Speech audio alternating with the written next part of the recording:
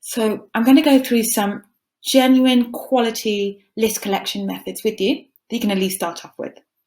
Number one, ensure that the sign-up link has been added to each and every page of your website. Whether it's slap bang in the middle, whether it pops up on the side, whether it's in the footer, wherever it may be, just make sure it's there. Don't make your customers search for it. Number two, ensure your sign-up funnel is at its bare minimum. I would suggest collecting the name, email address, including the opt-in tick box, capture. So I'm mentioning capture here as this is going to protect you from spam bots. I haven't got time to go into spam bots right now, but believe me, you're going to want to make sure you are protected. And lastly, the double opt-in verification step. So some marketers may be screaming at me right now thinking, but what about demographics and psychographics? How am I going to segment my list? And they are right, it's super important to segment your list. But your sign-up funnel is not the place that you need to collect those details. You need to get them at a later date. If anything, you should be collecting the IP address automatically anyway on sign-up, which will at least tell you their location. So the next great thing you are going to want to do is to think of a common problem that your users may have and offer to fix it for free. And by free, I mean in return for an email address. And this is what we call a lead generator. It's not a free plan or a demo trial or anything like that. This is not what we're talking about here. In fact, it's not your product at all. It just needs to relate in some way. So to give you an example, at SMTP2Go, I could create an ebook on deliverability. It would contain both mine and SMTP2Go's top secrets on reaching the inbox. In order to gain access, you're going to need to give me your email address. And while I'm at it, I'm going to try to get you to sign up to my mailing list. You will get sign-ups. I mean, why wouldn't you? You've just fixed an issue that they were having for free. People are going to want to hear from you again. So to give you a few more examples of the types of things that you can do, I have seen social media scheduling tools offer lead generators such as a social media proposal template, content calendar template, and so on. So once you've decided what yours is going to be and you have it ready, bearing in mind that you may need to test a few just to see which ones generate more leads, you're going to want to promote the lead generator as if it were a product across your social media channels on a regular basis. And that's just going to maximize signups for you. Okay? So on to the important stuff. Once your list has started to grow, and it will, you are going to want to keep on top of list hygiene. It really is the only way to keep ISPs and incoming mail servers on your side. So it's actually quite normal for your mailing list to decrease by 20 to 30% each year. I know it sounds an awful lot, and it is a lot. And that's why this part of the presentation is super, super important. So of course, there are many paid for services out there that you can use to do this for you. And I would actually recommend using one of those once your list starts to get pretty big. But if you're not quite there yet, I'm going to share some tips with you that can help you keep on top of list hygiene. So number one, probably the most obvious one, but people do not do this, remove unsubscribes, spam complaints, and hard bounce recipients immediately from your list. If you're using a service such as SMTP2Go, what we actually do is once one of those events occurs, we'll add the recipient's address to a suppressions list within the user's account.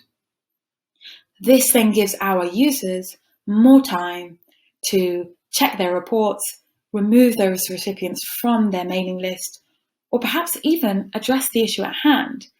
In the case of a hard bounce, for example, they might not be permanent. You may be able to salvage a few.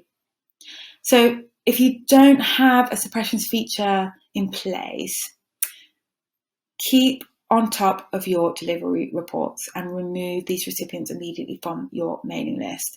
If you send multiple emails to either unsubscribes and spam complaints in particular, you are going to be penalised for it, for sure.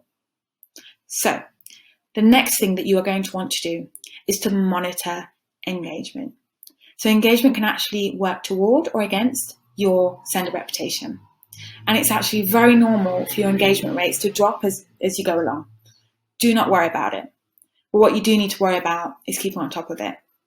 If an ISP or an ESP, email service provider, notices that a large portion of the overall amount of emails that you send remain unopened or, even worse, deleted on arrival, they may start to see your emails as unsolicited and could start filtering into the spam folder, which then may mean that those that are still engaging with your emails may start to see your emails in the spam folder as well. So it is actually better to have a smaller and more engaged list. So before you remove inactive subscribers, you're going to want to send a re-engagement email to see if you can salvage a few. So this email needs to be straight to the point. Let them know that you've noticed they are not responding to your emails or interacting at all. And offer an unsubscribe. Make it big. Do not beat around the bush at this point. Alongside that unsubscribe, you're going to want to include some sort of special offer to entice them and see which one they go for. Another great thing that you're going to want to do is to offer a downgrade to their subscription. And what I mean by that is perhaps they don't want to unsubscribe. Perhaps you were just sending them too many emails and they want to hear less from you. Or perhaps they only want to hear about certain things, such as discounts and offers. I mean, I know which one I am ticking. So once you have sent your re-engagement email, afterwards you need to remove anybody that unsubscribed, and more importantly, remove those that continue to ignore your requests. I know it's heartbreaking, but when you think about it, each and every email that you send costs money. Therefore, those recipients are not only going against your engagement rates and sender reputation, they are costing you money each and every time. It's literally throwing money down the drain. Just get rid of them.